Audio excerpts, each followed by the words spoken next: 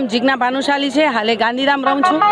આજે ખાસ વિશેષતા તો અમને એ લાગે છે કે આજે અહીંયા મોટા ભવ્યમાં ભવ્ય ત્રિવેણી સંગમનું અહીંયા સંગમ થયું છે।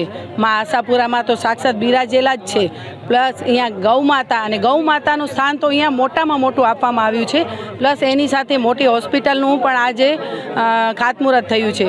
અને ત્રીજી વાત તો કન્યાદાન એટલે મહાદાન, એમાં પણ આજે આ બાપુએ એક સિદ્ધ કરી રાખ્યું છે કે અમે કોઈ નાત જાતનો ભેદભાવ નથી રાખ્યો।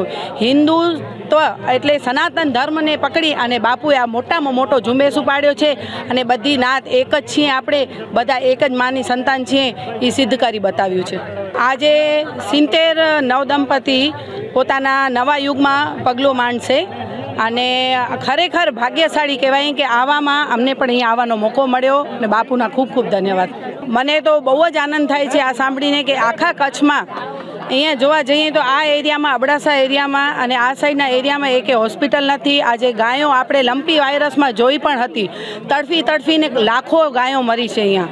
તો આજે જ્યારે ત્યારે સારવાર નહોતી તો એ જગ્યાએ પહોંચતા એને બહુ વાર લાગી છે, પણ આજે જ્યારે આપણે અહીંયા કચ્છમાં હોસ્પિટલ બનશે તો આજે આપણી ગૌ માતાને બચાવવા માટે, કારણ કે આપણે ઘણી જગ્યાએ જોયું છે કે ખાલી પોસ્ટરમાં ગાયો જોવા મળશે, આજે એની જગ્યાએ બાપુએ આજે અહીંયા આ ગૌશાળા મોટામાં મોટા બનાવી અને એમાં ગાયોને જીવિત રાખવાનું એક મોટામાં મોટું દાન આપ્યું છે।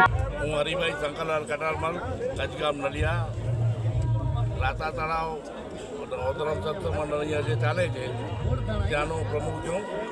આજે અહીંયા અમારા આંગણે જે હમણાં એક ખાતમુહૂર્ત થયો, એ મલ્ટીસ્ટાર હોસ્પિટલ ગાયો માટે બહુ મોટી બનવાની છે, જેના દાતાર શ્રી મીતાબેન શંભુભાઈ ગજરા પરિવાર હસ્તે, દીપભાઈ શંભુભાઈ ગજરાના હસ્તે હમણાં અમે અહીંયા હોસ્પિટલનો ખાતમુહૂર્ત થયું અને સાથે આજે અહીંયા 70 જોડી એટલે કે 140 જણા મતલબ 70 કન્યાઓના લગ્ન આજે રાતા તળાવ ખાતે રાખેલા છે, જેમાં ઓછામાં ઓછા 20,000 માણસોની હાજરી છે અને બધા અહીંયા બહુ ભવ્ય સમારંભ હમણાં ચાલુ છે। અમારા મેન જે અહીંયાના રચયિતા છે મનજીભાઈ ખીસી માવ, એટલે અમારા ગુરુજી, એમના હસ્તે બધું થઈ રહ્યું છે।